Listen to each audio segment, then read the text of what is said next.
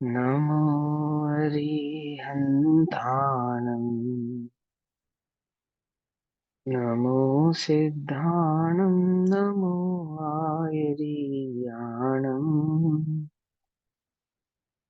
नमो अध्यायाणम् नमो लोये सवसाहुनम्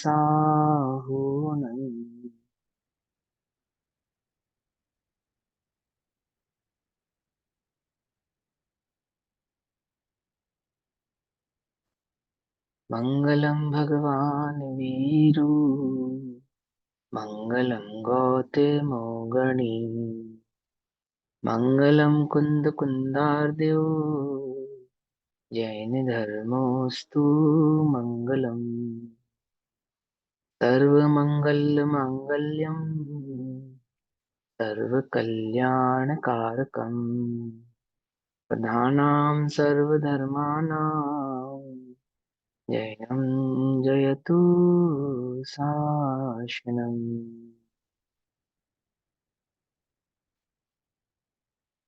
प्रज्वलति परं ज्योतिः समं समस्तैरनन्तपर्याये दर्पणतल इव सकला प्रतिफलति पदार्थमालिका यत्र।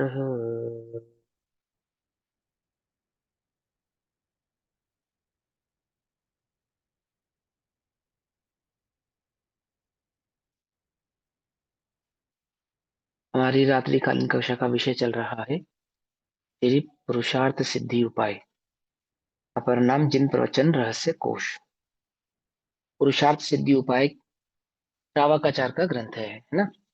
परंतु श्रावकाचार कहने का उद्देश्य श्रावकाचार को ही प्रेरणा देना नहीं है।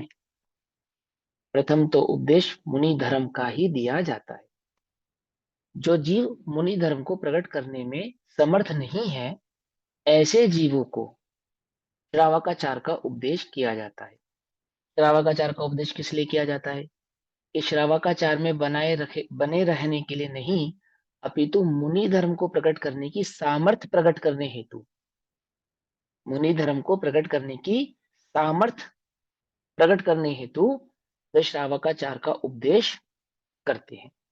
ठीक। कोई व्यक्ति कहे कि भाई मैं फर्स्ट नहीं आ सकता, तो क्या कहोगे उससे कि लास्ट आना। ये फर्स्ट नहीं आ सकते तो सेकंड आना, सेकंड भी आने में समर्थ नहीं हो तो थर्ड आना, है ना। थर्ड में नहीं आ सकते तो टॉप 10 में आना।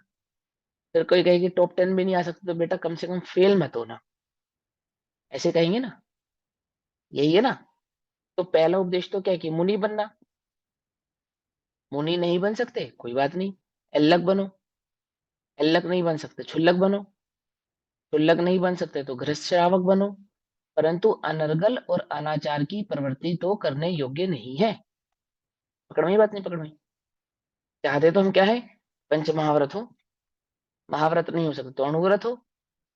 अणुव्रत नहीं हो सकते तो अणुव्रतों में भी क्रम से आचरण हो, अच्छा आचरण हो, सुलभ आचरण हो, सच्चा आचरण हो, श्रावकोचित न्यायोचित आचरण हो, परंतु अनर्गल प्रवृत्ति करो तो यह तो उपदेश दिया जाता नहीं है। समझ में आई बात।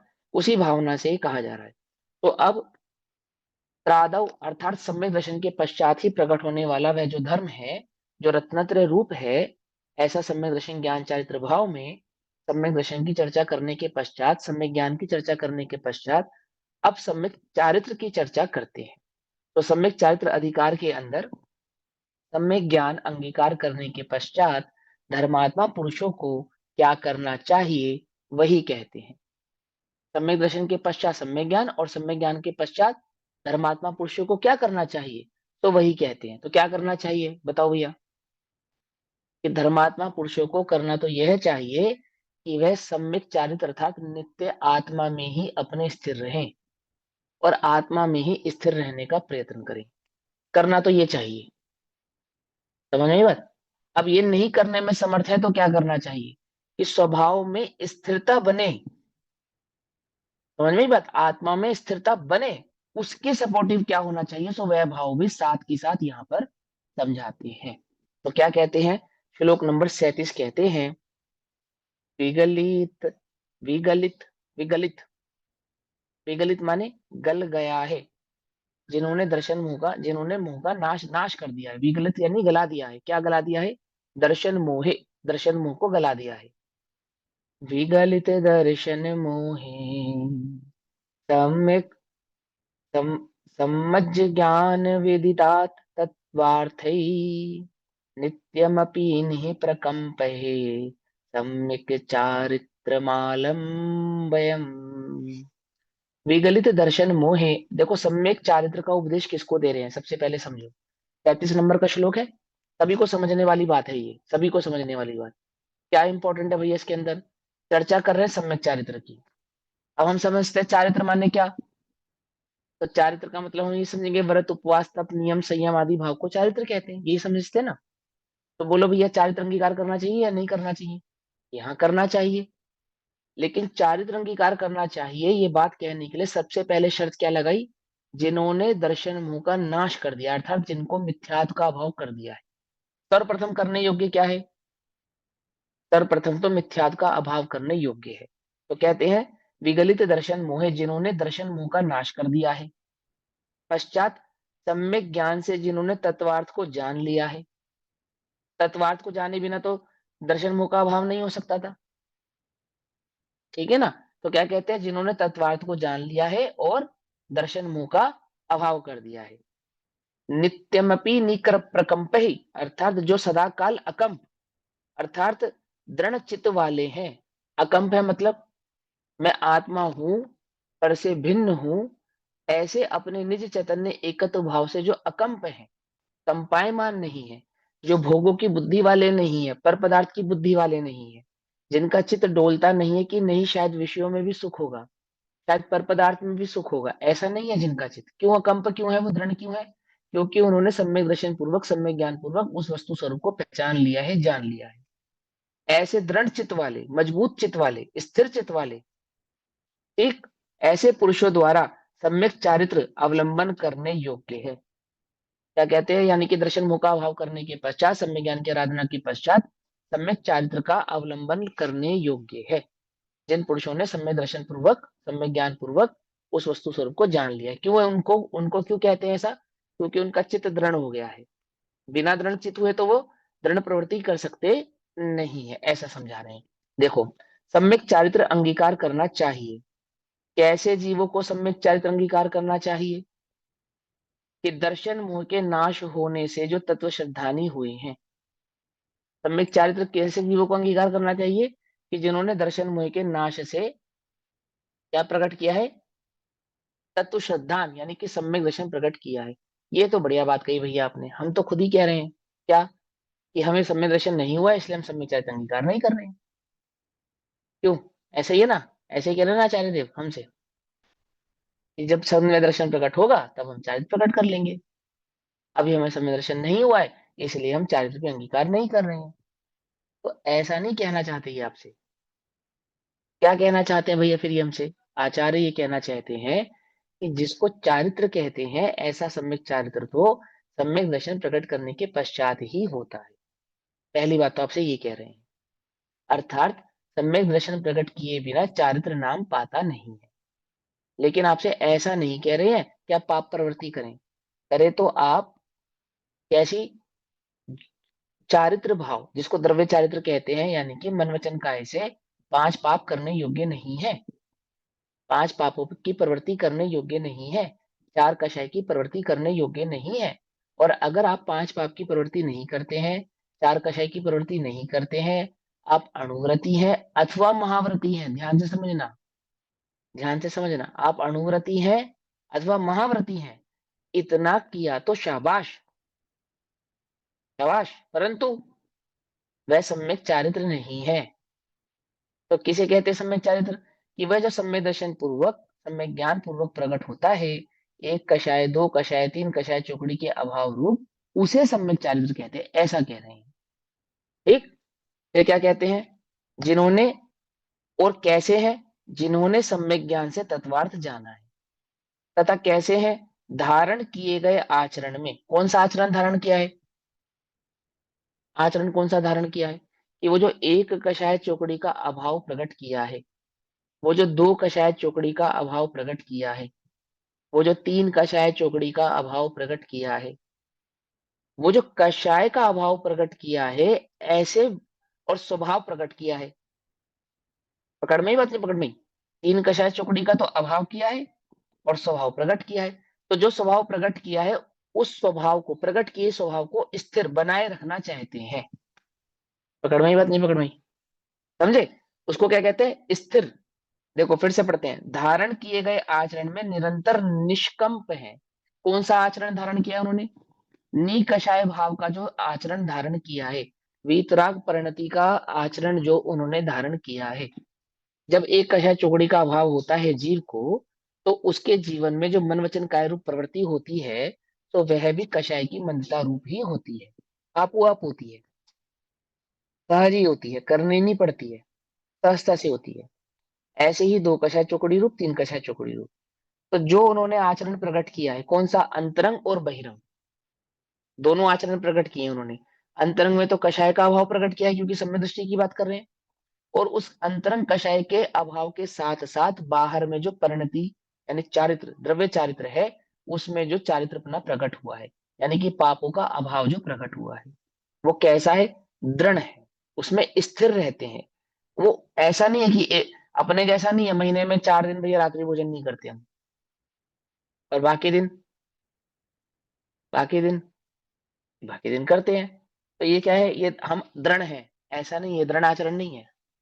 भूख लगती है तो खा लेते हैं, वरना तो कोई दिक्कत नहीं है, वरना तो कर लेते हैं। पैसे रात्रि भोजन नहीं करते हैं, कभी बहुत भूख लगती है ना, तब खा लेते हैं। कोई सैनिक कहे कि भैया जब तक युद्ध नहीं हो रहा तब तक तो मैं बॉर्डर पे खड़ा रहूंगा, और जैसे युद्ध होगा क्या करूंगा? भाग जाऊंगा। तो बोलो, ऐसे सैनिक को कोई सैनिक स्वीकार करेगा? सरकार तनख्वाह देगी? आप स्वीकार करेंगे ऐसे सेना को? लेकिन हम धर्म में ऐसे ही करते हैं कि जब तक कोई प्रॉब्लम नहीं आ रही है, तब तक तो कोई समस्या नहीं है। सर दर्द नहीं हो रहा तो उपवास कर लेंगे, भूख नहीं लगेगी तो रात्रि भोजन त्याग देंगे या उपवास कर लेंगे, आकुलता नहीं होगी तो मंदिर में चले जाएंगे, दर्शन कर लेंगे। लेकिन अगर हमें जरा भी तकलीफ हुई तो क्या करेंगे? तो हम तुरंत छोड़ देंगे। क्या कहा? कोई बच्चा कहे कि मुझे स्कूल जाने में कोई समस्या नहीं है, लेकिन अगर टीचर ने मुझे याद करने के लिए पाठ दिया या मुझसे टेस्ट की बात की, तो फिर मैं स्कूल नहीं जाऊंगा। मैंने, मेरी परीक्षा नहीं होनी चाहिए, टेस्ट नहीं दूंगा, याद नहीं करूंगा, स्कूल जाने में मुझे कोई समस्या नहीं है। बोलो, स्कूल जाना सही है, सार्थक है या निरर्थक है?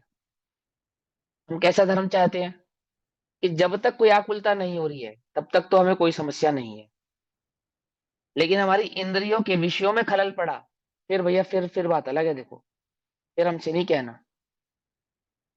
कुछ बात समझ में आ रही है, नहीं आ रही है? ऐसा नहीं।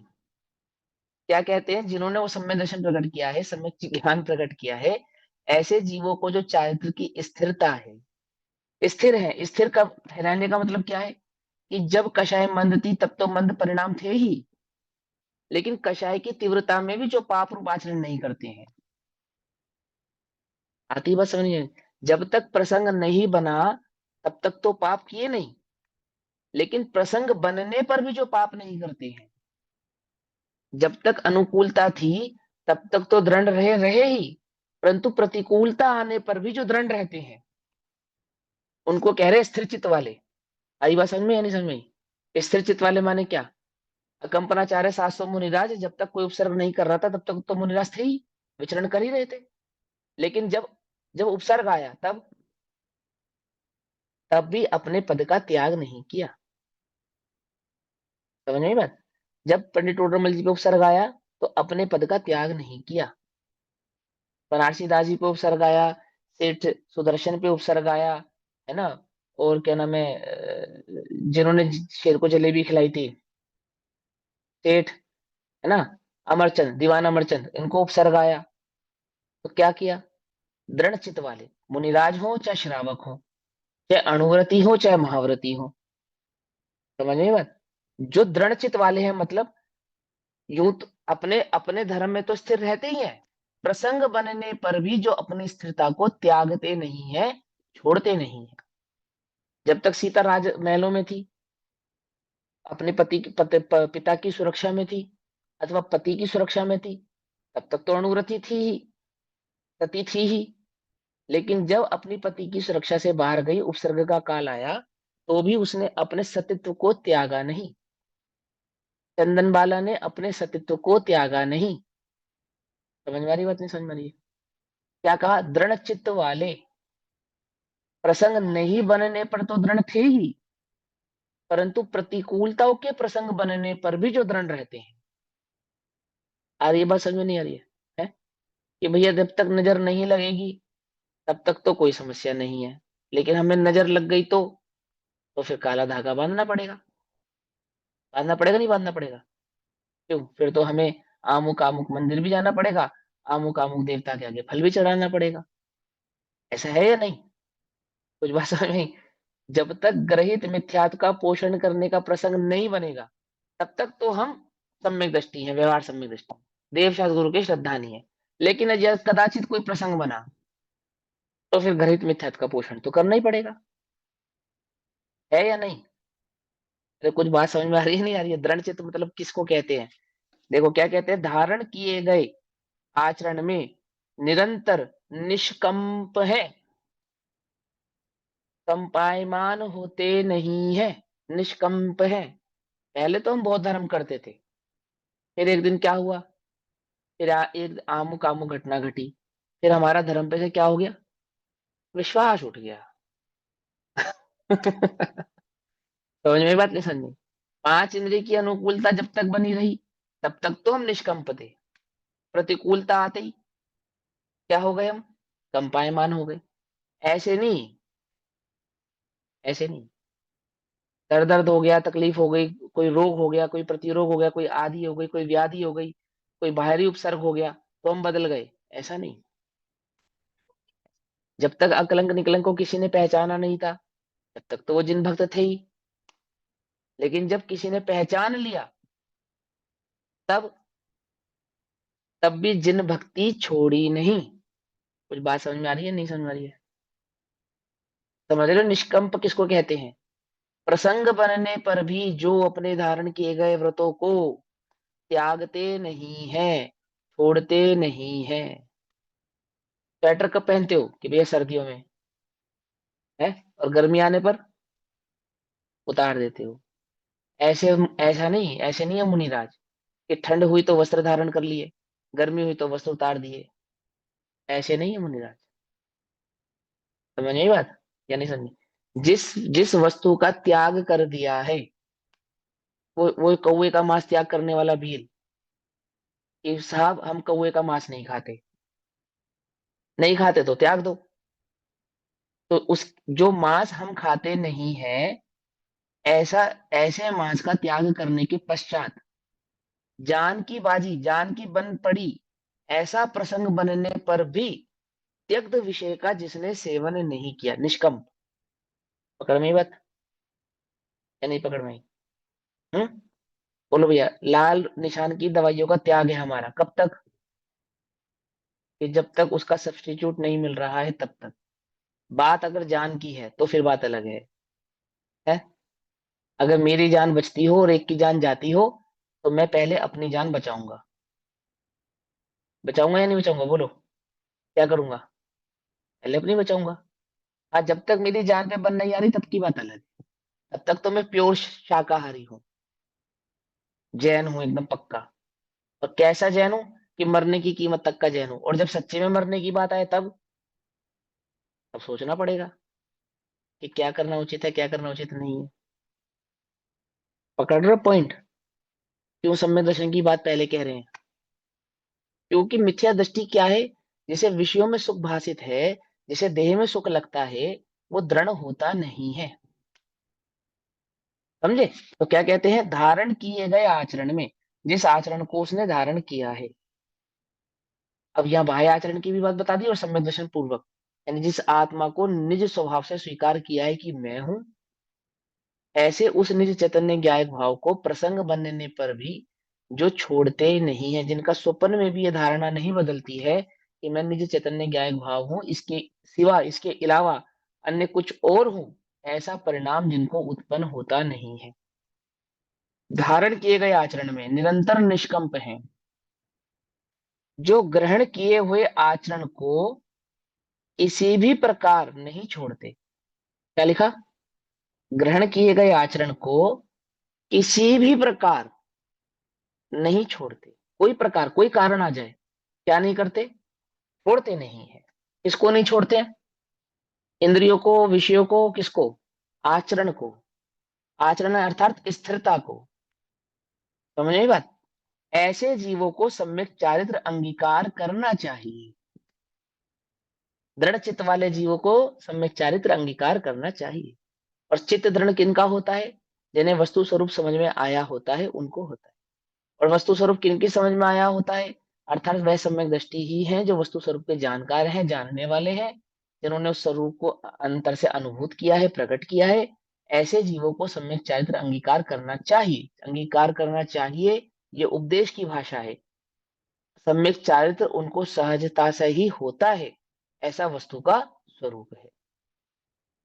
सम्यक चारित्र का पहला नियम क्या है? सम्यक दर्शन सम्यक ज्ञान सहित हो तो वह चारित्र ही सम्यक चारित्र है। क्यों? क्योंकि दृढ़ चित्त वालों को ही सम्यक चारित्र होता है। जो चित्त दृढ़ वाले नहीं, जिनका चित्त दृढ़ नहीं होता है, तो उनके चारित्र भी सम्यक होता नहीं है।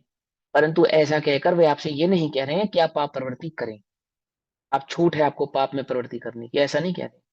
क्या कहते हैं? ऐसी मजबूती लाओ कि जिस विषय का त्याग कर दिया है, फिर वापस उसे ग्रहण करने का परिणाम उत्पन्न नहीं होना चाहिए, ऐसा। फिर क्या कहते हैं भावार्थ? पहले सम्यक दर्शन प्राप्त करके, सम्यक ज्ञानी होकर, तत्पश्चात निश्चल प्रवृत्ति धारण करके सम्यक चारित्र अंगीकार करना चाहिए। ठीक। पंडित टोडरमल जी ने जब मोक्ष मार्ग प्रकाशक जी में ये भाव लिखा, क्या लिखा? कि जिन मत की तो ऐसी आमनाएं है कि प्रथम तो सम्यक दर्शन प्रकट करे, पीछे व्रत ग्रहण करे, परंतु उनसे छल ग्रहण नहीं करना चाहिए, ऐसा निश्चय भाषी के प्रसंग में समझाया। ये बात तो पक्की है कि व्रत, नियम, संयम, तप, त्याग, उपवास, जिसको बाह्य चारित्र आचरण कहा है, वह आचरण चारित्र वास्तव में सम्यक दृष्टि का ही आचरण या चारित्र सच्चा चारित्र है। परंतु ऐसा कहकर हम ये नहीं कह रहे कि पाप प्रवृत्ति करो, क्योंकि विषय कषाय की तीव्र प्रवृत्ति जब जीव करता है, तब कषाय तीव्र होती है। और तीव्र कषाय में तो वस्तु स्वरूप समझ में ही नहीं आता, वस्तु स्वरूप को प्राप्त करने की योग्यता ही प्रकट नहीं होती, धर्म को समझने की योग्यता ही प्रकट नहीं होती। तो क्या करे कि वहां सम्यक चारित्र का स्वरूप समझाते समय ये बात अगर आपसे कही जा रही है कि जो चारित्र है वह सम्यक दृष्टियों को ही होता है, तो इसका अर्थ ये नहीं निकालना कि जिन्हें सम्यक दर्शन प्रकट नहीं हुआ है उन्हें चारित्र अंगीकार नहीं करना चाहिए। इसका अर्थ ये निकालना कि जो चारित्र तुमको है वह धर्म नहीं है, उससे वह मुक्ति का कारण नहीं है, वो मुक्ति का मार्ग नहीं है। तो क्या है? वो शुभोपयोग मात्र है। और उस शुभोपयोग को शुद्धोपयोग में कन्वर्ट करने का प्रयास करना। क्या कहा? समझ में बात नहीं? समझ? उस शुभोपयोग को शुद्धोपयोग में कन्वर्ट करने का प्रयास करना। शुभोपयोग को शुद्धोपयोग में कैसे कन्वर्ट कर सकते हैं? ध्यान से समझना। अशुभोपयोग को शुद्धोपयोग में नहीं, शुभोपयोग को शुद्धोपयोग में कन्वर्ट कैसे कर सकते हैं? तो क्या कहते हैं कि वो जो विषय कषायों की प्रवृत्ति है, पांच इंद्रिय विषय कषायों को भोगने के जो परिणाम है, उनमें जो तीव्रता आ सकती है, सुख बुद्धि है, पहले उस विषय कषाय आदि के परिणाम, अपने परिणामों को वहां से हटाए और कुछ धर्म बुद्धि धारण करे। और उस धर्म बुद्धि में क्या है कि सात तत्व आदि के स्वरूप को भली प्रकार से समझे, उनको समझने पर में अपने चित्त को लगाए। देखो फॉर एग्जाम्पल समझो ध्यान से। जैसे अभी तुम 9 से 10 की कक्षा में यहाँ बैठे हो, तो इसी समय तुम चाहते तो भी कथा भी कर सकते थे, मोबाइल भी चला सकते थे, टीवी भी देख सकते थे, दोस्तों के साथ, यार दोस्तों के साथ गप्पे भी मार सकते थे, किसी चौक चौराहे पे भी खड़े हो सकते थे। पर तुमने ये सारे काम छोड़े या नहीं छोड़े? छोड़े ना। ये सारे सारे काम छोड़कर वो है 1 घंटा, ये 1 घंटा स्वाध्याय के लिए निकाला। तो किस लिए निकाला? किस लिए निकाला?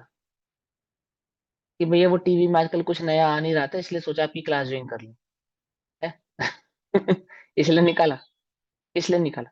तो क्या कहते हैं, ये जो तुमने समय निकाला शुभोपयोग, इसे शुद्धोपयोग में कन्वर्ट करने का प्रयास करो, अर्थात यहाँ वस्तु स्वरूप को समझने का प्रयास करो। कषाय मंद थी तो वस्तु स्वरूप समझने के लिए यहाँ तक आ गए। अब समझने के लिए आए हो तो समझो, इसको समझने का प्रयास करो, इसको ग्रहण करने का प्रयास करो। इस समय को, जो तुम्हारा जो कषाय की मनता पूर्वक तुम यहाँ तक पहुंचे हो ना, इसको व्यर्थ मत जाने दो। यहाँ वस्तु स्वरूप को समझकर उसको अंगीकार कर कर सम्यक दर्शन को प्रकट करने का प्रयास करो, पुरुषार्थ करो। आ रही है बात समझ में? नहीं आ रही है? वो काम थे जो तुम कर सकते थे, कर सकते थे नहीं कर सकते थे? बोलो, कोई रोक लेता तुम्हें? कर लेते छुट्टी, कर लेते उल्टे सीधे काम, जो भी तुम्हें करना हो। और तुम देख लो, कारणवश या कभी प्रमादवश जब हम कक्षा नहीं लेते, प्रमादवश, तो उस दिन क्या करते हैं? क्या करते हैं? हैं? यहाँ वहां की बातें बस विकथाओं में समय चला जाता है, और तो कहीं नहीं जाता। अब एक बात को ध्यान से समझना, मैं आपको एक स्वरूप समझा रहा हूँ जिन जैन दर्शन का, आप उसको याद रखना। जो वास्तविक शुभोपयोग होता है, वो होता तो शुद्धोपयोग वाले जीव को ही है, यानी सम्यक दृष्टियों को ही है। वास्तविक। तो भी तो भी उपचार से मिथ्या दृष्टि को शुभ और अशुभ ऐसे दोनों उपयोग कहे जाते हैं। क्यों कहे जाते हैं भैया? क्या अंतर होता है इसके अंदर? कि देखो, बहुत सिंपल सिंपल सा अंतर है। पांच इंद्रिय को विषय कषायों को भोगने की जो इच्छा है, जो प्रवृत्ति है, उसकी जो तीव्रता है, उसको अशुभोपयोग कहते हैं। समझ में आई बात? और धर्म आदि को समझने की जो रुचि है, करने की जो रुचि है, इसे शुभोपयोग कहते हैं। पकड़ में आई बात? नहीं पकड़ में? जैसे इसी समय, इसी वक्त तुम्हें पांच इंद्रिय के विषय कषायों की रुचि है या नहीं है? पूछो अपने आप से।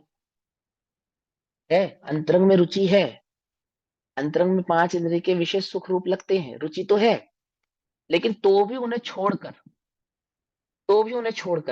उस समय के लिए वहां से अपने उपयोग को हटाकर आप यहाँ आए हैं, इसको समझने का प्रयास कर रहे हैं। कर रहे हैं या नहीं कर रहे? इस अपेक्षा से इस परिणाम को उस परिणाम से भला कहा। किस परिणाम से? वो जो पांच इंद्रिय के विषय भोगों का परिणाम था ना, उस परिणाम से। और ये जो वस्तु स्वरूप को समझने का उपयोग लगाना, इस परिणाम को क्या कहा? अपेक्षाकृत अच्छा कहा, भला कहा। लेकिन कोई इसमें संतुष्ट हो जाए कि देखो भैया, मुझे तो औरों से तो भला हूं, औरों से तो भला हूं, तो पंडित उडोमल जी क्या कहते हैं? ये बात तो सही है, औरों से तो तू भला है ना? जो पांच इंद्रिय के विषय कषाय भोग रहे थे, उनसे तो तू भला है, कि तू स्वाध्याय आदि में अपने चित्त को लगा रहा है। परंतु यदि तू यहां संतुष्ट हो जाएगा, तो वस्तु स्वरूप को प्राप्त कैसे करेगा? यदि तू इसे धर्म मान लेगा, तो सच्चा धर्म प्रकट कैसे करेगा? यदि तुझे लगेगा कि यही इनफ है, तो जो वास्तविक इनफ वस्तु थी, वो ग्रहण कैसे करेगा? समझ में? ये बात नहीं समझ में? इसलिए समय रहते अर्थात यदि तेरी कषाय इतनी मंद हुई है कितनी, कि तुझे वस्तु स्वरूप को समझने का की ललक पैदा हुई है, तो इस समय को बर्बाद मत कर। जल्दी से जल्दी कार्य कर ले अपना। इस वस्तु स्वरूप को समझ के पुरुषार्थ पूर्वक, बुद्धि पूर्वक वो सम्यक दर्शन आदि भाव को प्रकट कर ले। कौन जानता है कि ये कषाय कब तीव्र हो जाए? और फिर उन्होंने उदाहरण दिया। क्या उदाहरण दिया? कि जैसे नदी के प्रवाह में पड़ा हुआ कोई जीव, तीव्र प्रवाह हो, नदी का तीव्र प्रवाह, और कितना ही हाथ पैर मारे तो बाहर नहीं निकल सकता। लेकिन यदि प्रवाह मंद हो और वहां पुरुषार्थ करे, प्रयत्न करे, तो अवश्य ही बाहर आ सकता है। ऐसे ही जब विषय कषाय की रुचि सर पे हावी हो जाती है, तब तो तुम्हें वस्तु स्वरूप कोई कितना भी समझावे, तुम्हारे समझ में नहीं आ सकता। हम तुम्हें कितनी आत्मा की बात बताएं, धर्म की बात बताएं, सच्ची बात बताएं, सही बात बताएं, तुम्हें उल्टा ही उल्टा लगेगा। लेकिन अगर काल क्रम से तुम्हारी कषाय मंद हुई है, और तुम्हें ये वस्तु स्वरूप को समझने का कुछ अंतरंग में रुचि जागी है, तो इसका भरपूर फायदा उठाओ। इसको व्यर्थ मत जाने दो। इस थोड़ी रुचि को ज्यादा रुचि में बनाने का प्रयत्न करो। समझ में आती है बात? नहीं समझ में आती है ना? सच्चा दुकानदार कौन है? कि दुकानदार सच्चा वो है जो 1 रुपए के ग्राहक को 100 रुपए में कन्वर्ट कर दे। क्या समझ में आई बात? नहीं समझ में? बढ़िया दुकानदार तो वो है कि सामान तो लेने आया था 1 रुपए का, और बेच दिया उसे 100 रुपए का सामान। है या नहीं है? तो तुम तो बनिया ही हो। तो वास्तविक बढ़िया बनिया कौन है? जो शुभोपयोग सस्ते में निपट सकता था, उसे शुद्धोपयोग प्रकट करने का कार्य कर लिया। पकड़ में ही बात? नहीं पकड़ में? जो शुभोपयोग बस शुभोपयोग ही बन के रह सकता था, जिससे तुम्हें ज्यादा से ज्यादा क्या मिल जाता? कोई एक आधा स्वर्ग मिल जाता। थोड़ी भोग आदि की सामग्री मिल जाती। लेकिन इसी इसी इसी शुभोपयोग का इस्तेमाल करके, यूज करके, सीढ़ी बनाकर, अवलंबन बनाकर क्या कर लिया तुमने? तीन लोग के नाथ बन गए। क्या? अनंत संपदा के मालिक बन गए, अनंत वैभव के मालिक बन गए। जो सिर्फ तुमको एक आधा स्वर्ग दिला सकता था, उसी का अवलंबन लेकर, ध्यान से समझना, उसके कारण नहीं, उसी के अवलंबन से क्या प्रकट कर लिया तुमने? तीन लोग के नाथ बन के बैठ गए। बोलो, घाटे का सौदा कौन सा है और फायदे का सौदा कौन सा है? ये घाटे का सौदा है कि तुम्हें लगे कि चलो 1 घंटे का धर्म हो गया, यदि तुम्हें ये लगता है तो। और यही 1 घंटे का धर्म तुम्हें तीन लोग का नाथ बना सकता है। तुम चाहो तो इसे फायदे के धर्म में कन्वर्ट कर सकते हो, फायदे के सौदे में कन्वर्ट कर सकते हो। कुछ बात समझ में आ रही है नहीं आ रही है? तो क्या कहते हैं यहाँ पर? धारण करके सम्यक चरित्र अंगीकार करना चाहिए किनको? उन सम्यक दृष्टि जीवों को। अब क्या कहते हैं? सम्यक ज्ञान के बाद ही सम्यक चरित्र अंगीकार करने का कारण कहते हैं। ऐसा क्यों है कि सम्यक दर्शन और सम्यक ज्ञान प्रकट करने के पश्चात ही जीव को सम्यक चारित्र होता है? क्या कारण है उसका? तो उसका कारण समझाते हैं 38 नंबर के श्लोक में। नाहि सम्यगवपदेशम् चारित्रमज्ञानपूर्वकं लभते ज्ञानानान्तरमुक्तं चारित्राराधनं तस्मात्। अज्ञान पूर्वकम चारित्रम, अर्थात अज्ञान सहित चारित्र सम्यक नाम प्राप्त नहीं करता। जैसे सम्यक दर्शन के साथ ज्ञान सम्यक नाम प्राप्त नहीं करता, ऐसे ही यह चारित्र भी सम्यक नाम प्राप्त नहीं करता है उस सम्यक ज्ञान के बिना, उस सम्यक दर्शन के बिना। ठीक। फिर क्या कहते हैं? इसलिए ज्ञानानंतरम, अर्थात सम्यक ज्ञान के पश्चात ही चारित्र का आराधना कहा गया है। सम्यक ज्ञान के बाद ही चारित्र की आराधना क्यों कही गई है? कि हम सम्यक ज्ञान के बाद सम्यक चारित्र इसलिए कह रहे हैं क्योंकि चारित्र नाम सम्यक नाम ही तब प्राप्त करेगा जब ज्ञान सम्यक होगा, और ज्ञान सम्यक सम्यक दर्शन के पश्चात ही होता है। तो क्रम तो यही है कि सम्यक दर्शन ज्ञान चारित्र भाव से ही, इस भाव से ही प्रकट होते हैं। क्रम होते हुए भी अक्रम है, अक्रम है मतलब सहभावी है, एक साथ प्रकट होते हैं। अक्रम का मतलब आगे पीछे नहीं होता, अक्रम का मतलब होता है एक साथ। ठीक। और क्रम का मतलब होता है एक के बाद एक। तो सम्यक दर्शन ज्ञान चरित्र कैसे है? क्रम है या अक्रम है? कि एक अपेक्षा से क्रम है और स्वभाव से अक्रम है। अर्थात प्रकट होते हैं तो दर्शन ज्ञान चरित्र तीनों ही प्रकट होते हैं। अंश अंशादक का भेद हो सकता है, पर तीनों एक साथ प्रवृत्त होते हैं क्योंकि ये अखंड आत्मा के गुण हैं। ऐसा होने पर भी इनका जो उपदेश है वो क्रम से किया जाता है, क्रम से किया जाता है। अर्थात सम्यक दर्शन प्रकट होने के पश्चात ही सम्यक दर्शन के साथ वर्तने वाले ज्ञान को सम्यक ज्ञान कहते हैं, और ऐसे सम्यक दर्शन सम्यक ज्ञान के प्रकट होने के पश्चात ही होने वाले चारित्र को सम्यक चारित्र कहते हैं। इसलिए उस सम्यक ज्ञान की आराधना के पश्चात ही सम्यक चारित्र के उपदेश को हम यहाँ पर कह रहे हैं। ठीक। आगे क्या कहते हैं? टीका। जिसके पूर्व में अज्ञान भाव हो, अर्थात जिसको पहले अज्ञान भाव था, ऐसा चारित्र सम्यक संज्ञा को प्राप्त नहीं होता। अर्थात जिनका जिनको पहले सम्यक अज्ञान है, ऐसे अज्ञानी जीवों के साथ जो चारित्र होता है वह सम्यक नाम प्राप्त करता नहीं है। अर्थात अज्ञानियों को भी चारित्र होता है। कि हाँ, अज्ञानियों को भी चारित्र होता है। आपको मालूम पंडित टोडरमल जी ने वर्तमान युग के स्वरूप में क्या लिखा है? पढ़ा है आपने?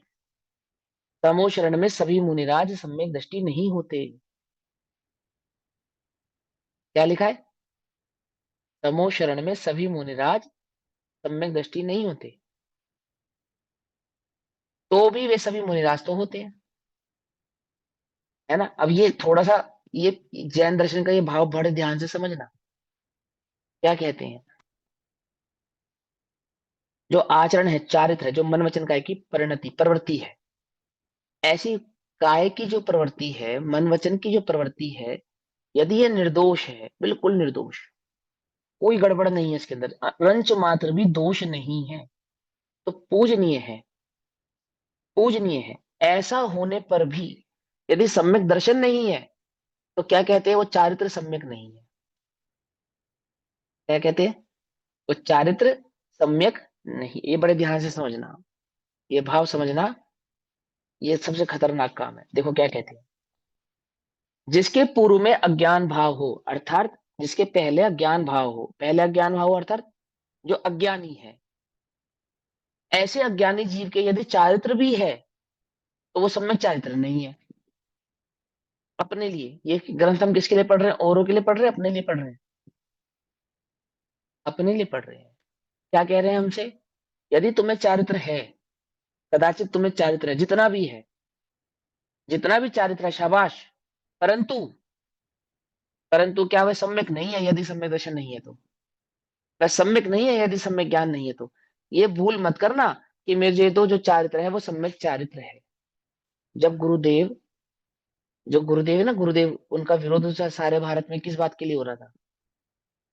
पूरे भारत में इसी बात का तो हो रहा था कि सारी दुनिया ये कहती थी कि हमने वस्त्र उतार दिए हैं, पीछे का मंडल पकड़ लिया है, एक समय भोजन करते हैं, इसलिए हमें छठा सातवां गुण स्थान है।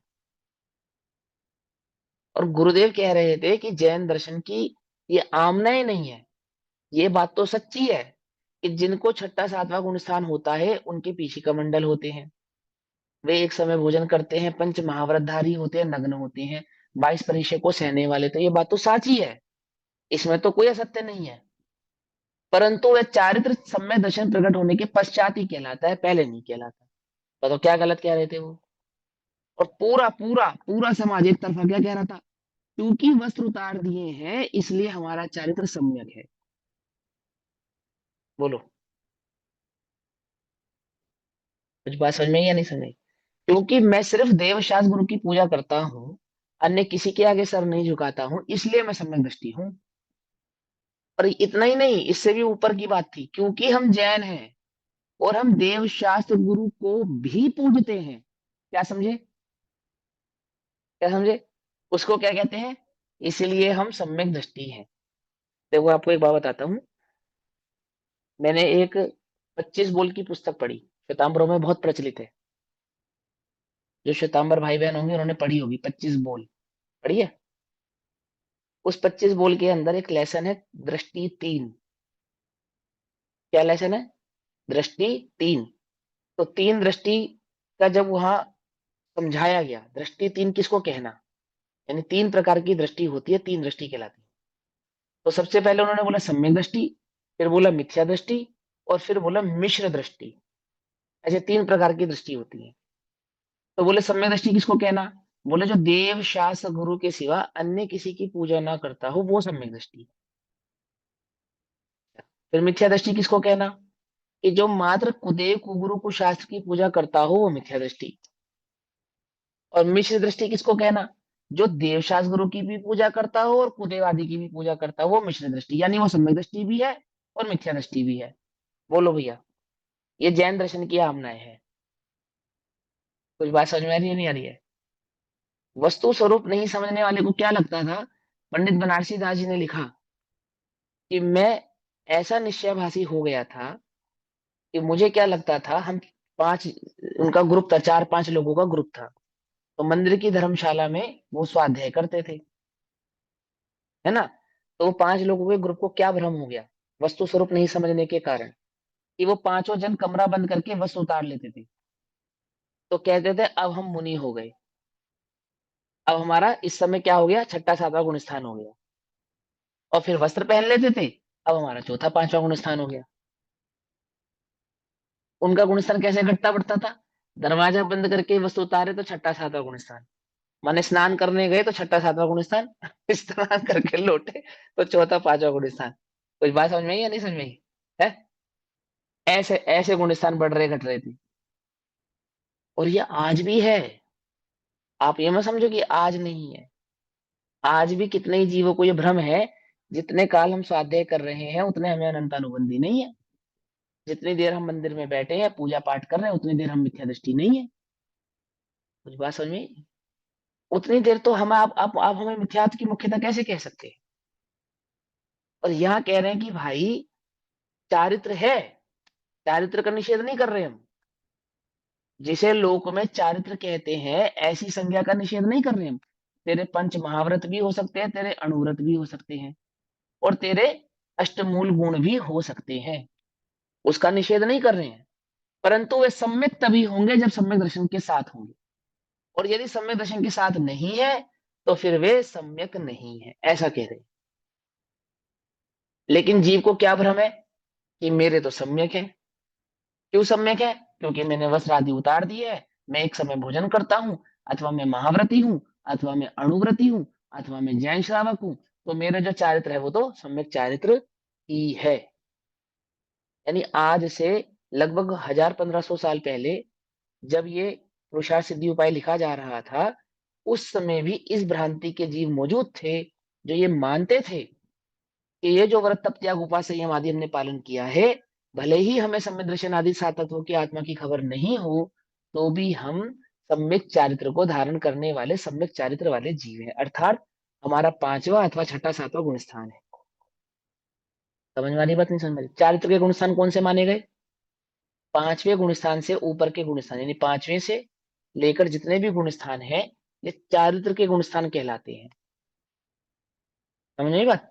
और चौथे गुण स्थान तक अव्रत गुण स्थान कहलाता है, पहले से चौथा गुण स्थान अव्रत कहलाता है, और पांचवे से अणुव्रत और छठे से महाव्रत ऐसे कहलाता है।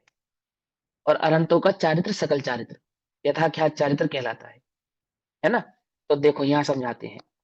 जिसके पूर्व में अज्ञान भाव हो, अर्थात जो मिथ्या दृष्टि हो, ऐसे जीव को चारित्र सम्यक संज्ञा का प्राप्त नहीं होता, अर्थात ऐसे जीव को यदि चारित्र हो तो उसका चारित्र सम्यक संज्ञा ऐसा नाम प्राप्त नहीं करता है। प्रथम यदि सम्यक ज्ञान ना हो और पाप क्रिया का त्याग करके चारित्र भार धारण करे, तो वह सम्यक चारित्र नाम नहीं पाता है। तो क्या करना चाहिए फिर हमें? पाप क्रिया का पाप धारण धारण भार धारण करें या नहीं करें? पाप क्रिया के त्याग का भार धारण करें या नहीं करें? हम्म? यदि तुम धारण कर सकते हो निर्दोष तो शाबाश, परंतु उसे चारित्र मत समझना। नहीं, हम तो धारण ही नहीं करेंगे, हम तो धारण ही नहीं करेंगे, वो तुम्हारा इशू है, तुम जानो। हम क्यों ऐसा तुम्हें बोले कि हाँ तुम पाप प्रवृत्ति करो? ऐसा उपदेश दो जिन मत में दिया जाता नहीं है कि हाँ हाँ ठीक है, तुम अभी समय दर्शन नहीं हुआ ना, बोले नहीं तो तुम पाप कर सकते हो। ऐसा ही है ना? तुम्हें समय दर्शन नहीं हुआ है तो तुम असंयम ही रह सकते हो। तुम्हें समय दर्शन नहीं हुआ है इसलिए तुम्हें छूट है। किस चीज की छूट है? पांच आदि पाप, पांच पाप आदि और चार कषाय आदि में प्रवृत्ति करने की। तो भैया उसका दंड भी भोगना फिर, वो भी पूरे अच्छे से मिलेगा, जितने अच्छे से भोगोगे उतने अच्छे से ही प्राप्त होगा, घबराना नहीं। लेकिन यहाँ उपदेश ये नहीं दे रहे हैं, छल मत ग्रहण करो, ये उपदेश नहीं दे रहे हैं, क्योंकि जिसकी आसक्ति विषयों की होगी उसको तो वस्तु स्वरूप समझ में ही नहीं आने वाला, उसको तो खबर ही नहीं पड़ने वाली सात तत्वों के स्वरूप की और आत्मा के स्वरूप की। यहाँ तो ये कह रहे हैं कि कदाचित तेरे जो चारित्र है और तू ये भूल मान करता हो कि मुझे चारित्र है, तो उसका निषेध कर रहे हैं कि भाई इसे चारित्र नहीं कहते, इसे चारित्र नहीं कहते हैं। आपका बच्चा आपसे कहे कि माँ मैं डेली स्कूल जाता हूँ, डेली, और मैडम जो होमवर्क दे रही है वो होमवर्क भी बहुत समय से पूरा करता हूँ, मेरी सारी किताबों पे कवर भी बहुत अच्छे से चढ़े हैं, मेरे वेल ड्रेस वेल मैनर्ड के नंबर भी पूरे हैं, छुट्टी भी मैंने एक नहीं करी, है ना? तो अब तो मैं क्लास में फर्स्ट अवश्य ही आऊंगा। सही कह रहा है या गलत कह रहा है? आप कहोगे कि बेटा इतना किया तो शाबाश, यही कहोगे ना? परंतु फर्स्ट आने के लिए तो तुझे मन लगा के पढ़ाई करनी पड़ेगी, यही कहोगे ना? अच्छा, मन लगा के पढ़ाई करूंगा तो फर्स्ट आऊंगा कि हाँ, तो भैया कल से मैं मन लगा के पढ़ाई करूंगा, स्कूल जाना बंद। क्या? स्कूल जाना बंद, समय से जाना बंद, जो मैं छुट्टियां नहीं कर रहा था वो भी बंद, वेल मैनर्ड जो ड्रेस में पहन रहा था और अच्छा आचरण स्कूल में कर रहा था वो भी बंद। बस एक पढ़ाई तो मैं करूंगा, उसको मैं मना नहीं कर रहा, लेकिन ये जितना मैं कर रहा था ये सब बंद। अब क्या बोलोगे आप उसको कि भैया ये सब बंद करने के लिए थोड़ी कहा था, अगर तू ये सब भी नहीं करेगा तो पढ़ाई भी नहीं कर पाएगा, ये भी ध्यान रखना। यदि तू स्कूल नहीं जाएगा, समय से नहीं जाएगा, क्लास अटेंड नहीं करेगा, होमवर्क समय से नहीं करेगा, और तुझे लगता है कि मैं पढ़ाई कर लूंगा, तो ऐसा नहीं है, ये गलत है, तुझे गलत लगता है।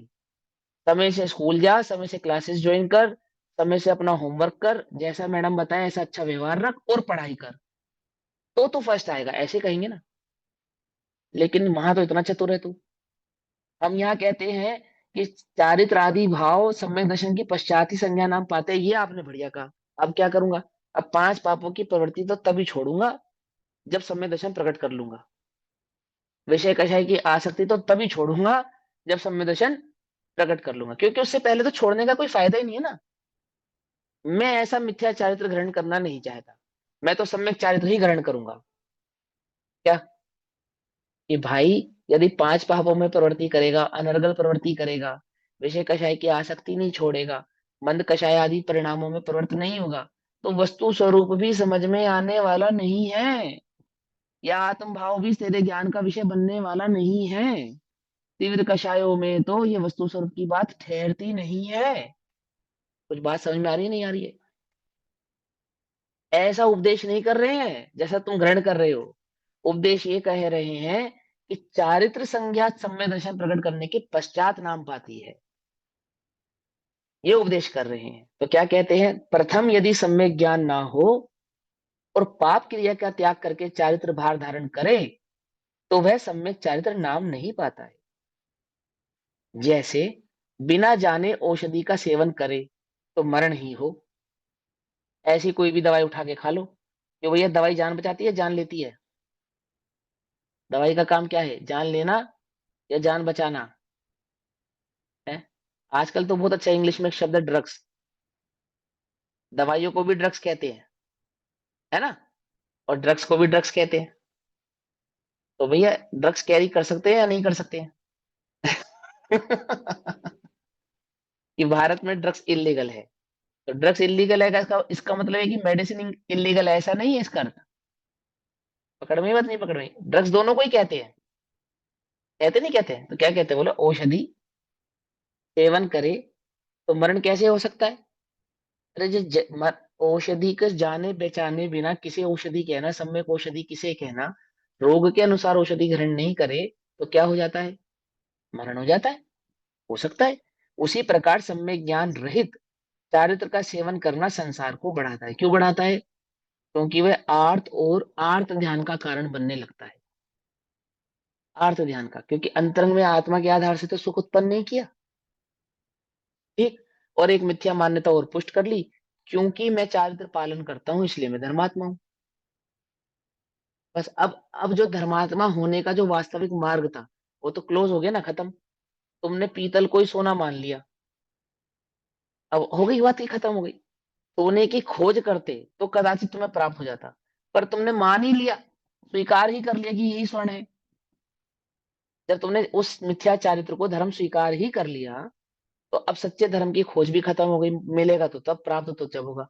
अब कोई तुम्हें आकर सच्चा धर्म समझाने का प्रयत्न भी करेगा ना, तो तुम क्या कहोगे? भैया हमें मत सिखाओ, हमें तो सब पता है, 20 साल हो गए हमें ब्रह्मचर्य का पालन करते हुए, रात्रि भोजन का त्याग किए हुए, अणुव्रत महाव्रत आदि धारण कर, तुम हमें सिखाओगे? अब तुम जरा एक बार कपड़े उतार कर आओ, तब मैदान में तुम्हें तब समझेंगे। क्या कहेगा वो तुमसे? कि पहले कपड़े उतार के आओ मैदान में, किसी कमंडल लेके, तब देखेंगे तुमसे कि कितना धर्म तुम्हें समझ में आया है। अब देखो सोचो। और ये बात लिखने वाले कोई गृहस्थ थोड़ी है, ये तो आचार्य खुद स्वयं लिख रहे हैं। वो आचार्य स्वयं जो स्वयं निर्वस्त्र हैं, 28 गुणों का पालन करने वाले निर्दोष चारित्र समर्थ आचार्य, वो कह रहे हैं इस बात को। और कोई कहे तो क्या कहेंगे? कि पहले तो ये धारण कर करा, फिर तेरे से समझेंगे, फिर देखते हैं तुझमें कितना दम है। उसका निषेध नहीं कर रहे हैं, किसका निषेध कर रहे हैं? क्या कहते हैं? उसी प्रकार सम्यक रहित, सम्यक ज्ञान रहित चारित्र का सेवन करना संसार को बढ़ाता है। संसार को क्यों बढ़ाता है? इसलिए बढ़ाता है कि वो जो चारित्र तूने अंगीकार कर लिया है, उसको धर्म मान लिया है, अब तो रास्ता ही बंद हो गया। तुझे ये हो गया कि जो मैं कर रहा हूं ये धर्म है। जीव रहित मृत शरीर में, देखो क्या उदाहरण दे रहे हैं, मुर्दे के श्रृंगार का उदाहरण दे रहे हैं। जीव रहित मृत शरीर में इंद्रियों के आकार किस काम के, बोलो? मुर्दा की जो इंद्रियां हैं, 5 इंद्रियां हैं, वो किस काम की हैं? है किसी काम की? किसी काम की नहीं है। उसी प्रकार सम्यक ज्ञान शून्य शरीर के वेश या क्रियाकांड के साधन से शुद्धोपयोग की प्राप्ति नहीं होती। शुद्धोपयोग की प्राप्ति तो वस्तु स्वरूप को समझने से होती है। ऐसा कहकर वो विषयों की प्रवृत्ति का उपदेश नहीं दे रहे हैं, सावधान। वो कह रहे हैं कि वास्तविक वस्तु स्वरूप को समझने का प्रयास कर, ऐसे मिथ्या भाव को ही सम्यक ज्ञान समझकर तेरा तो संसार ही बढ़ने वाला है, संसार का अभाव होने वाला नहीं है। तस्मात् ज्ञानांतरम चारित्रादनम उक्तम, इसलिए अतः सम्यक ज्ञान की प्राप्ति के पश्चात ही चारित्र का आराधन करना चाहिए। अर्थात सम्यक ज्ञान की प्राप्ति के पश्चात ही सम्यक चारित्र की आराधना होती है। और उस सम्यक चारित्र का जो हम आपको उपदेश कर रहे हैं, तो वहां पर यह बात ध्यान रखना कि वह सम्यक ज्ञान पूर्वक ही प्रकट होता है, सम्यक दर्शन पूर्वक ही प्रकट होता है, उसके पश्चात ही प्रकट होता है। सम्यक दर्शन सम्यक ज्ञान से पूर्व यानी पहले वह प्रकट होता नहीं, ऐसा कहते हैं। ठीक है ना। तुम संसार बढ़ाने वाला चारित्र धारण मत करना, संसार का अभाव करने वाला चारित्र धारण करना, ऐसा कह रहे हैं। और संसार का अभाव करने वाला चारित्र क्या है? शुद्धोपयोग। क्या लिखा है? क्रियाकांड के साधन से शुद्धोपयोग की प्राप्ति नहीं होती। चारित्र किसको कहते हैं यहाँ पे? वास्तविक चारित्र तो शुद्धोपयोग है। और शुद्धोपयोग के साथ वर्तने वाली जो मन वचन काया की परिणति है, प्रवृत्ति है, तो वह भी चारित्र नाम पाती है। केले के साथ जो छिलका है वो केले का छिलका है, उसको भी लोग केला कहते हैं। मूंगफली के छिलके को भी लोग मूंगफली के साथ हो तो मूंगफली कहते हैं। समझ में बात नहीं? समझ में? देखो, मूंगफली के छिलके के साथ मूंगफली है तो सब उसको मूंगफली कहेंगे। ठीक। अब मूंगफली के छिलके को अलग कर दो और मूंगफली के दाने अलग कर दो। अब हम आपसे पूछे मूंगफली कहाँ है, तो कोई भी छिलके की तरफ इशारा नहीं करेगा, सब दाने की तरफ इशारा करेंगे। क्यों भैया, ये छिलके क्या मूंगफली नहीं है? कि भैया छिलके मूंगफली के हैं, छिलके मूंगफली नहीं है। क्या कहेंगे? छिलके मूंगफली के हैं परंतु छिलके मूंगफली नहीं है, ऐसे कहेंगे ना। और ये दाने, ये तो बिना छिलके के हैं, कि भले ही ये बिना छिलके के हैं पर ये वास्तविक मूंगफली है, ऐसे कहेंगे या नहीं कहेंगे?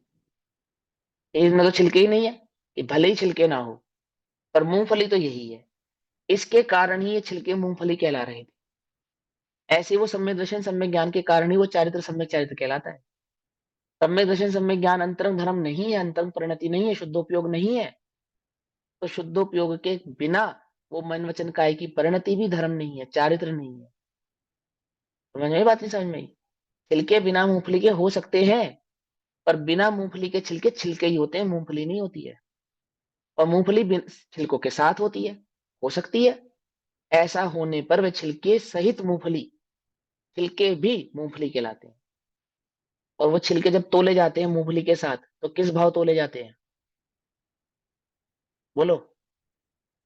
मूंगफली के साथ जो छिलके होते हैं, वो छिलके किस भाव तोले जाते हैं? मूंगफली के भाव तोले जाते हैं या छिलकों के भाव तोले जाते हैं? मूंगफली के भाव। मूंगफली के भाव तोले जाते हैं। कुछ बात समझ में आई या नहीं? वो चारित्र सम्यक दर्शन ज्ञान के साथ हो तो वह चारित्र सम्यक ऐसा नाम पाता है। और वह चारित्र सम्यक दर्शन ज्ञान के साथ ना हो तो फिर वह चारित्र की क्या कीमत है? मूंगफली के छिलके कोई नहीं खरीदेगा। क्या कह रहे हैं? वह चारित्र संसार बढ़ाने वाला है, ऐसा कह रहे हैं। आ रही है बात समझ में? इसलिए हम सम्यक दर्शन और सम्यक ज्ञान के पश्चात ही सम्यक चारित्र को प्रकट करने की प्रेरणा देते हैं, ऐसा ही उपदेश है। अब आगे कहते हैं चारित्र का लक्षण क्या है। तो श्लोक नंबर 39, 39 नंबर श्लोक में चारित्र का लक्षण समझाते हैं कि चारित्र किसे कहना, क्या लक्षण उसका, कैसे पहचाने ये चारित्र है ना। तो कहते हैं चारित्रम भवति यतः समस्त सावध योग परिहरणात् सकल कषाय विमुक्तम विशरद विशद मुदासीनमात्म रूपम तत्। देखो, इसमें अंतरंग और बहिरंग दोनों भाव आ गए। वास्तविक चारित्र का क्या स्वरूप है वे समझा रहे हैं। यहाँ पर क्या समझाते हैं? यतः कारण की तत् यह चारित्रम चारित्र समस्त पाप युक्त मन। कैसा मन? कैसा मन? पाप युक्त मन, पाप युक्त वचन, पाप युक्त काय के त्याग से। पकड़ में बात। अर्थात ना तो मन में पाप होना चाहिए। पाप माने? पाप माने हिंसा, झूठ, चोरी, कुशील, परिग्रह, पांच पाप है ना। और पाप का बाप कौन है? लोभ। और लोभ का लोग भी बाप कौन है? लोभ मिथ्या। का भी बाप कौन है? मिथ्या। मिथ्यात। बाल बोध नहीं पढ़ा? बाल बोध में पढ़ा होगा ना। लोभ पाप का बाप है और मिथ्यात्व पाप का दादा है, ऐसा पढ़ा होगा वहां पे। तो जो दादा है मिथ्यात्व, वो भी पाप हुआ ना। हुआ या नहीं हुआ? तो दादा नहीं होगा तो पोता नहीं होगा, दादा नहीं होगा तो बेटा नहीं होगा, बेटा नहीं होगा तो बेटे का बेटा नहीं होगा। यानी मिथ्यात्व नहीं होगा तो लोभ नहीं होगा, लोभ नहीं होगा तो पांच पाप नहीं होंगे। पकड़ में ही बात? नहीं पकड़ में ही? समझ में आती है बात? है ना। तो क्या कहते हैं वो? जड़, यानी जड़ रूपी मिथ्यात्व रूपी पाप, वो भी पाप। उसके साथ वर्तने वाले अन्य जो पंच महाव्रत आदि के अभाव, प्रकट रूप में जो पांच पापों का अभाव होता है, यानी हिंसा, झूठ, चोरी, कुशील और परिग्रह, ये पांच पाप। तो पाप कहकर सिर्फ यहाँ पर पांच पाप मत समझना। पाप कहकर यहाँ पर मिथ्यात्व सहित जो पाप है वो है समझना। तो क्या कहते हैं? पाप युक्त जो मन था, यानी मिथ्यात्वादी पाप युक्त जो मन है। और क्योंकि मिथ्यात्वादी युक्त पाप के साथ मन है, तो मिथ्यात्व युक्त पाप आदि के साथ ही वचन है। और मिथ्यात्व युक्त पाप आदि के साथ वो जो काय है। ठीक। उनके त्याग से, ऐसे त्याग से संपूर्ण कषाय रहित। संपूर्ण कषाय रहित अर्थात कषाय किसको कहना? क्रोध क्रोध मान मान माया। माया लोग। क्रोध मान माया लोग को कषाय नहीं कहते हैं। अनंतानुबंधी प्रत्याख्यान, अप्रत्याख्यान और संजलन को कषाय कहते हैं। समझे? उन्हें अनंतानुबंधी की चार कषाय, क्रोध मान माया लोग। ऐसे प्रत्याख्यान आदि की चार कषाय, क्रोध मान माया लोग। अप्रत्याख्यान की क्रोध मान माया लोग। और संजलन की क्रोध मान माया लोग। तो हम कौन सी क्रोध मान माया लोग की बात कर रहे हैं? कि हम कह रहे हैं अप्रत्याख्यान, प्रत्याख्यान, संजलन और वो अनंतानुबंधी सहित जो भाव है। संपूर्ण कषाय रहित। अधूरी कषाय नहीं, संपूर्ण कषाय। संपूर्ण कषाय रहित, विशदम अर्थात निर्मल, उदासीनम। उदासीन का अर्थ क्या होता है? उदासीन। उदासीन शब्द का अर्थ क्या होता है? राग। बहुत बढ़िया। उदासीन शब्द का अर्थ होता है वीतराग। उदासीन शब्द का अर्थ वो नहीं होता कि तुम्हारी कोई प्रिय वस्तु खो गई और तुम उदास बैठे हो। समझे? उसे नहीं कहते उदास। ऐसे उदास तो जगत में बतेरे हैं। हर किसी का कुछ ना कुछ खोया हुआ ही है ना। अब मुस्कुराते चेहरों के पीछे आप नहीं जानते भैया कितनी उदासी छुपी है। उस उदासी की बात नहीं कर रहे यहाँ पे। है? है? यहाँ कह रहे हैं उदासीन माने वो वीतराग परिणति, वीतराग भाव जो कषायों के अभाव के साथ प्रकट होगा ना। पाप के अभाव के साथ प्रकट होगा। यहाँ तो पाप और कषायों की प्रवृत्ति मनचाही नहीं हो पाई है, उसकी उदासीनता है। उस उदासीनता की यहाँ बात नहीं कर रहे हैं। ये दुनिया, ये महफिल मेरे काम की नहीं, उस उदासीनता की बात नहीं कर रहे। कस्में वादे प्यार वफा सब वादे हैं, वादों का क्या। उस उदासीनता की बात नहीं कर रहे हैं यहाँ पे। समझ में बात नहीं? समझ में आई? इस उदासीनता की बात कर रहे हैं। वितराग परिणति की बात कर रहे हैं। इस उदासीनता को 25 कषायों में अरति नाम की कषाय कहते हैं। अरति नाम की कषाय। अरति नाम की कषाय की तीव्रता में जीव को व्रत आदि ग्रहण करने का परिणाम उत्पन्न हो जाता है। क्या कह रहे हैं? अरति हो जाती है एकदम। पत्नी का व्यवहार देखकर ऐसा लगा, क्या है ये संसार, कुछ नहीं, छोड़ दिया, त्याग कर दिया। सम्य दर्शन प्रकट नहीं हुआ। संसार के दुखों को देखकर संसार से अरति हो गई। बोलो भैया। दुखों को देखकर अरति होना चाहिए या सुख स्वरूपी सागर को देखकर अरति होनी चाहिए थी? क्या होना चाहिए था? छूटना कैसे चाहिए था? समझ में बात नहीं? समझ में? जैन दर्शन क्या कहता है कि छोड़ना उसको भला है जिसने कुछ ग्रहण किया हो। और जिसने कुछ ग्रहण नहीं किया है उसका छोड़ना भी भला नहीं है। दुख के दुखी होकर दुख के कारण को त्यागना भी दुख है। क्या कहा? कुछ बात समझ में आई या नहीं? दुखी होकर जो दुख के कारण त्यागे हैं, वो कोई सुख नहीं है, वो भी दुख है एक प्रकार का। सुख तो क्या है? सुख के भाव को ग्रहण करना ही सुख है। और सुख का भाव क्या है? वो निज चैतन्य ज्ञान भाव जो सुख का सागर है वास्तविक, उसको ग्रहण करें। तो क्या उत्पन्न होता है? तो वीतरागता उत्पन्न होती है। वीतरागता उत्पन्न होती है, उसको कहते हैं उदासीन। देखो, एक होता है उपवास और एक है उदासीन। उप उपवास, इसको कहते हैं उप आसीन। और एक है उदासीन। समझे या नहीं समझे? उपवास का मतलब होता है उप आसीन, यानी कि नजदीक जाना। और उदासीन का अर्थ होता है दूर जाना। समझ में ही बात नहीं समझी? उदासीन का अर्थ क्या होता है? दूर जाना। उपासीन का मतलब क्या होता है? नजदीक आना। तो संसार से दूर जाना, तो किसी के तो नजदीक जाना। बोले आत्मा के नजदीक आना, यह है उदासीन। संसार से तो दूर चलेगा और आत्मा के नजदीक नहीं आए, इसे उदासीन नहीं कहते। दुख से निकलकर और दुख में चले गए। तो दुख से निकलने का क्या फायदा हुआ आपको? एक आमुख कारण लगा दुख का, उसको तो छोड़ दिया, लेकिन दुख तो नहीं छोड़ा। दुख तो नहीं छोड़ा। समझे? शांतिनाथ भगवान की कहानी आपने सुनी होगी, दोनों भाई विरक्त हो गए, है ना? और विरक्त होने के बाद जंगल में दोनों ने दीक्षा धारण कर ली। एक को उदासीनता प्रकट हुई, एक को वीतराग उदासीनता प्रकट हुई। जिसको मात्र उदासीनता प्रकट हुई थी, वो तो रसायन बना लिया उसने तो, स्वर्ण बनाने का, है ना? और जिसको वास्तविक वीतराग उदासीनता प्रकट हुई थी, वो स्वयं स्वर्ण में हो गए। अचिंत्य शक्ति स्वयं देव। हम्म। सम्यक ज्ञानी सम्यक दर्शन को प्रकट करने वाले रत्नत्रय मुनिराज। तो वो जिस भाई ने वो रसायन बनाया था, उसने ढूंढ मचाई, कहाँ है हमारा भाई, है ना? वो कहानी सारी आपको पता है। तो उदासीन कहने का तात्पर्य समझा रहे क्या है? वो वीतराग परिणति, उसको कहते हैं उदासीन।